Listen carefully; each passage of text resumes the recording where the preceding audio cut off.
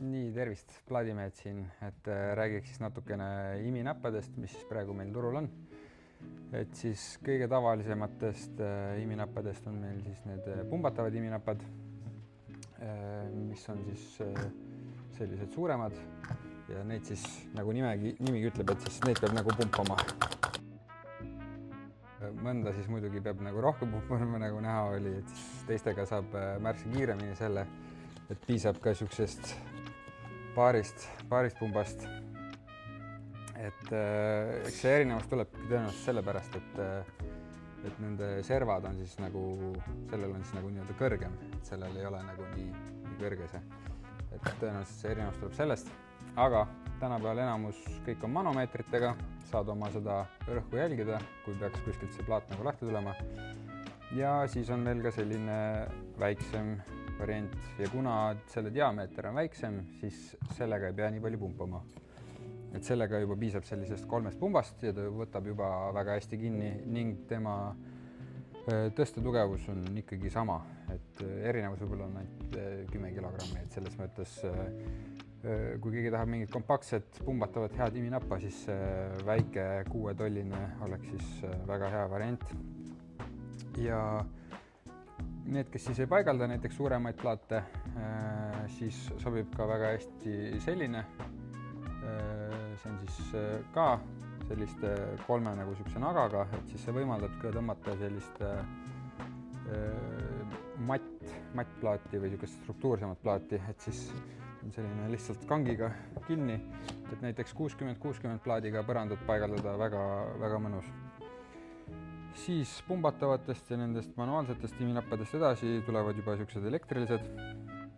See on siis siuke esimene variant, tal on siis elektriline vaakumpump on kaasas, universaalne. Kuid sellega on siis see, et kui selle tööle paned, siis ta peabki tõsteajal töötama.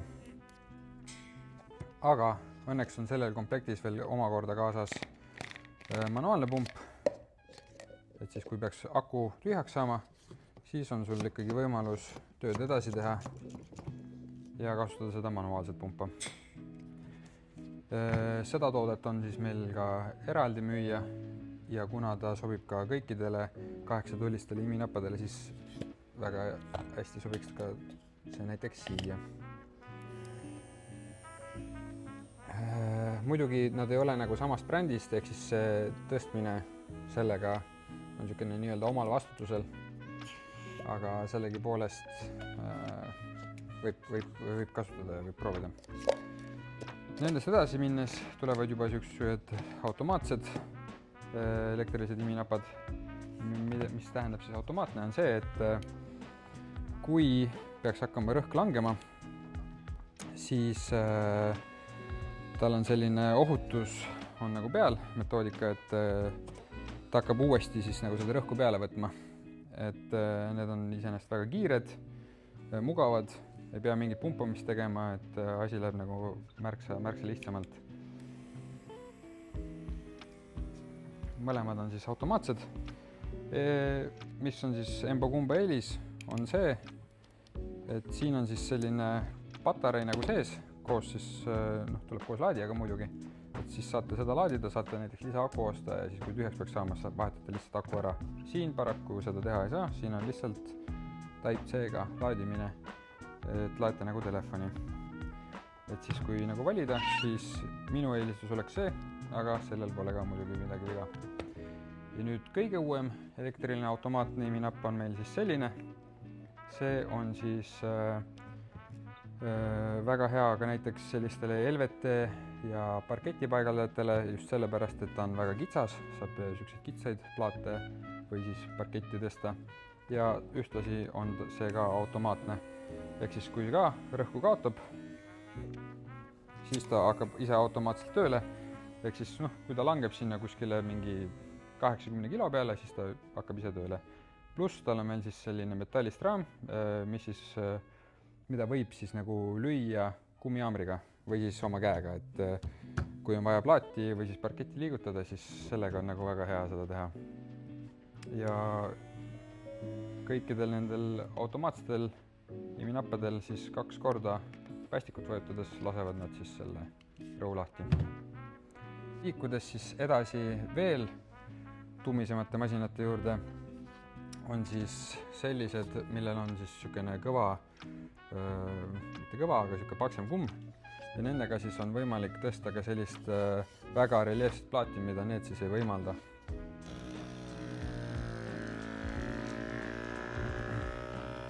Et siis see on meie selline esimene või niisugune kõige tavapärasem versioon. Mingit elektroonikat tal siin rohkem juures ei olegi, ongi lihtsalt on-off nupp ja siis tal on selline safety'ga päästikusüsteem, et siis pead mõlemad need alla vajutama, et ta rõhku lahti laseks, et muidu ta ei lase. Aga see ei ole automaatne, ehk siis kui on mingit väga sellist keerulist asja vaja tõsta, mis nagu kindla peale ei taha, et see libiseks ega lahti tuleks, siis jätke lihtsalt see masin tööle. Siis kõige uhkem masin meil on hetkel see. See siis asendab meil kõiki neid krabomasinaid ka.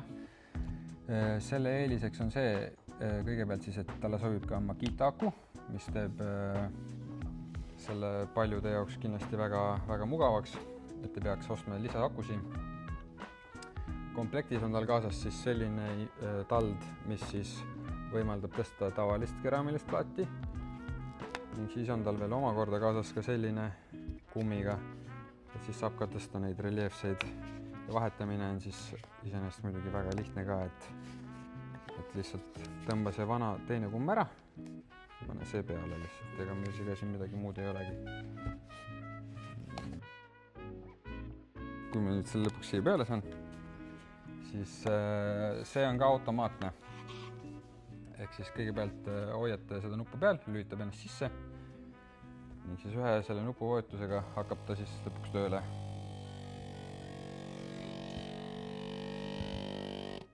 Hea suur display, näitab täpselt neid kilogramme, palju ta tõstab. Samamoodi rõhk langeb, hakkab ise jälle uuesti tööle ja lahti laskmine ka 2 korda peale ja laseb ilusti lahti. Nüüd need 2, kuna neil see kumm on niisugune paksem, siis nendega on näiteks väga hea ka mingisugust kipsi tassida, aga kipsi tõstmisel siis see masin jätke kindlasti tööle, et siis saate ilusti nagu ka niisuguseid mööbliesemeid ja muid materjale sellega nagu tassida, et pole üldse probleemi, et väga hästi nagu hoiab kinni ja saate siis kasutada ka erinevate tööde jaoks, mitte ainult siis plaatimise jaoks. Ja see on siis hetkel liminappadest kõik. Kui midagi uut jälle tuleb, siis me jälle reklaamime teile järgmise korrani.